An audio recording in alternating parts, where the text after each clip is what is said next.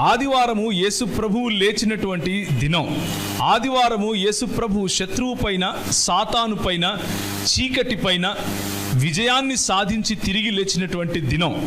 అయితే లోకంలో విజయానికి చాలా చాలా రకాలైనటువంటి అర్థాలు ఉన్నాయి. మన పూర్వీకులను రాక్షసులని పేర్లు పెట్టి చంపి వాళ్ళు పండగ చేసుకుంటూ ఉంటారు. చంపితే వచ్చిన విజయం గురించి నేను మాట్లాడటం లేదు. మనల్ని బ్రతికించే ప్రక్రియలో వచ్చినటువంటి విజయం గురించి నేను మాట్లాడుతున్నాను.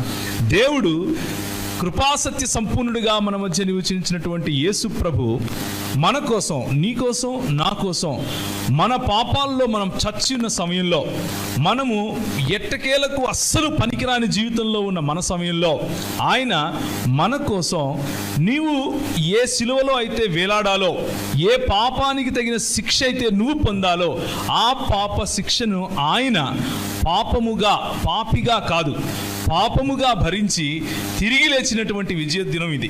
ఆ విజయోత్సవంలో మనం ఉన్నాం. అందుకనే మనకు పండుగలు పబ్బాలు అన్నవి సాంస్కృతికం కాదు.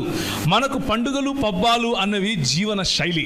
సాంస్కృతికము అంటే ఏదో ఒకరోజు వస్తుంది, ఏదో ఒకరోజు మనం పెట్టుకుని చేసుకోవాలి.